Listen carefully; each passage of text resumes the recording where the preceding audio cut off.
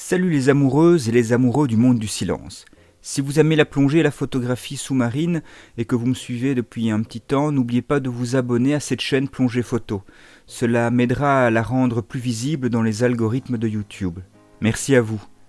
Donc je suis allé au Boot de Düsseldorf, le plus grand salon du monde des sports nautiques. Comme ce n'est pas trop loin de Bruxelles, je m'y suis rendu avec deux passionnés de photo et de plongée.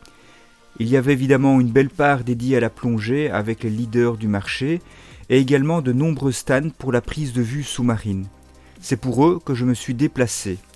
Sans vouloir vous faire un reportage détaillé de tout ce qu'il y avait comme nouveauté, je vous livre les quelques éléments que j'ai trouvés intéressants dans l'édition de cette année 2020. La chaîne Plongée Photo est dédiée à l'apprentissage de la photographie sous-marine.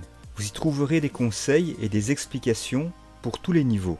Question sécurité en plongée, j'ai été impressionné par un caisson de recompression installé dans un container.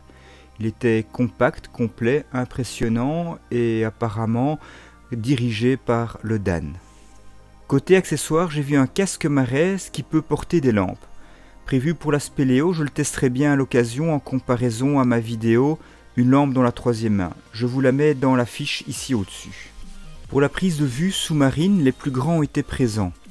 Subal avait un large stand avec une gamme très complète comprenant des caissons pour appareils photo et action cam. Comme chaque année, Seacam était présent, malheureusement toujours aussi cher. CNC avait un beau stand avec une panoplie de caissons et de flashs sous-marins de taille et de puissance et de budget variables. Cette année, Behind the Mask a animé tous les jours des interviews de fabricants comme Hugifot, Nauticam, des cinéastes comme Ballesta, des photographes comme Alex Mustard, Fred Boyle, des apnéistes comme Guillaume Néry, etc. Tous sont évidemment engagés dans le monde de la plongée et de la prise de vue sous-marine. Vous retrouvez l'ensemble des interviews sur la page Facebook ou YouTube de Behind the Mask. Cherchez tout simplement Behind the Mask. Isota est un fabricant italien de caissons étanches. Le rouge est leur signe distinctif, leur matériel est d'ailleurs de qualité et leur gamme se concentre sur les appareils également de qualité. J'ai pu voir le prototype de leur nouveau flash, le RED 64. C'est un flash qui a de belles caractéristiques en termes de puissance, d'autonomie et d'ergonomie. Vous pouvez retrouver les caractéristiques de ce flash dans mon article sur mon blog www.plongephoto.com. Chez Hugifot, j'ai apprécié leur nouveau port-plan pour la macro. Il est construit de série avec des attaches de type GoPro. Cela permet de fixer des accessoires directement dessus avec un minimum d'encombrement. Ici, il y a un porte pré-objectif pour la super macro. Mais évidemment, une GoPro peut être ajoutée pour profiter de la prise de vue grand angle lors de vos plongées photo macro. Chez Nauticam, il y avait une nouvelle pré-optique humide pour la photographie grand angle avec des appareils photo compacts. Celle-ci permet d'avoir un grand angle de 130 degrés sans vignettage et ce, dès la focale de 24 mm et non plus 28 mm. Et oui, 4 mm de focale, cela compte en grand angle.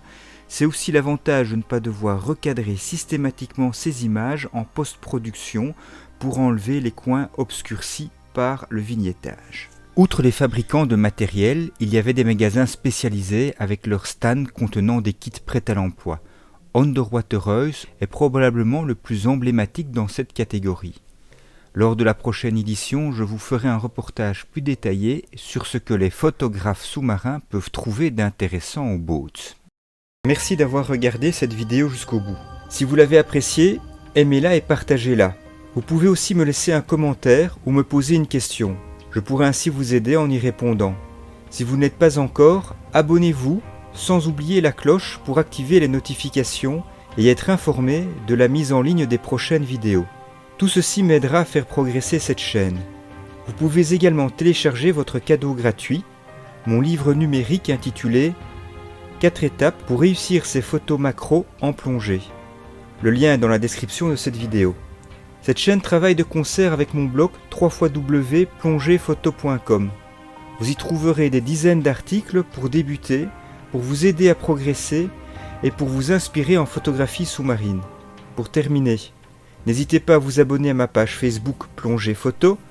Vous serez ainsi notifié de la sortie des prochains articles de mon blog. D'ici la prochaine vidéo, je vous souhaite de bonnes plongées et de belles photos.